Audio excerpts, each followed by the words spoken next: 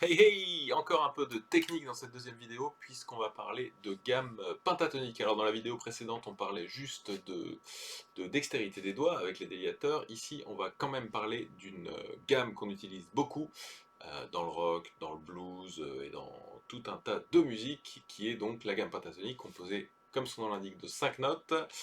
Et on va travailler sur la gamme pentatonique de Mi. Voilà. Les scientifiques s'accordent à dire qu'il faut 5 positions pour trouver cette gamme pentatonique sur tout le manche de la guitare. Voilà, donc on va essayer de voir ces 5 positions. Alors l'approche qu'on voit en général quand on ouvre des livres sur la guitare ou la manière dont on apprend ces gammes, c'est de découper le manche par partie et de faire une zone 1, une zone 2, une zone 3, une zone 4 et une zone 5.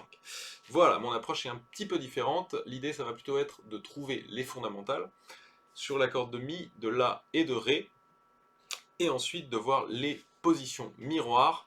Une position miroir sur la corde, je vous expliquerai ce que c'est, ce que j'entends par les positions miroirs, sur la corde de Mi, et une position miroir sur la corde de La. Et voilà, on y va, on commence donc par fondamental sur la corde de Mi, et ça se passe ici.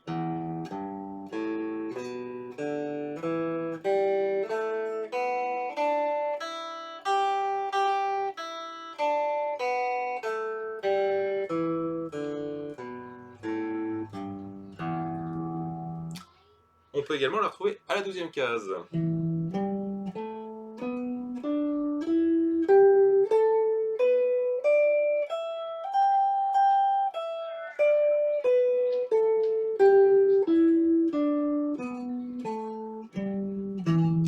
Voilà, après on va chercher cette même fondamentale, mais sur la corde de La. Et elle va se trouver à la septième case ici. Et ça nous donnera cette position-là.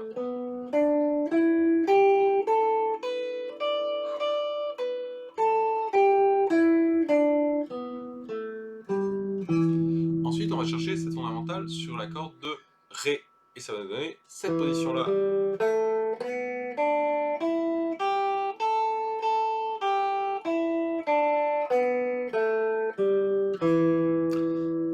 Et ensuite, on va chercher ce que j'appelle les positions miroirs. C'est-à-dire que on a démarré notre position sur la corde de Mi avec le premier doigt, et maintenant plutôt que de la démarrer avec le premier doigt, on va la démarrer avec la quatrième doigt, ce qui va nous permettre d'ouvrir la zone opposée du manche.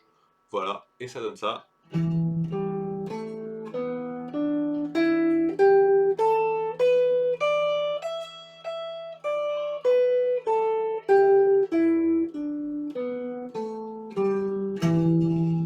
Voilà, et on va voir aussi la position miroir par rapport à la corde de La, c'est-à-dire qu'on démarrait avec le Mi à la septième case ici, premier doigt, et ici on va démarrer avec le Mi, quatrième doigt.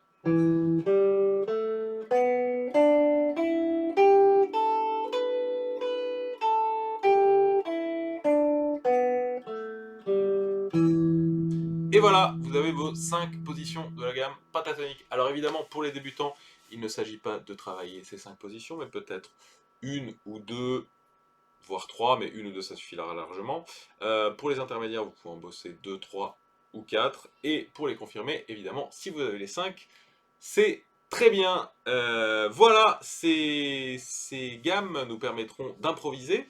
Et une fois qu'on les connaît sur tout le manche, et ben évidemment, on a plus de liberté par rapport au manche. On peut un petit peu se promener dessus. Évidemment, il y a des milliers d'exercices à voir par rapport à ces gammes pentatoniques. Là, je vous ai juste fait un petit récapitulatif pour que vous puissiez retrouver ces 5 positions, ce qui va nous servir pour le morceau qu'on va essayer de jouer après.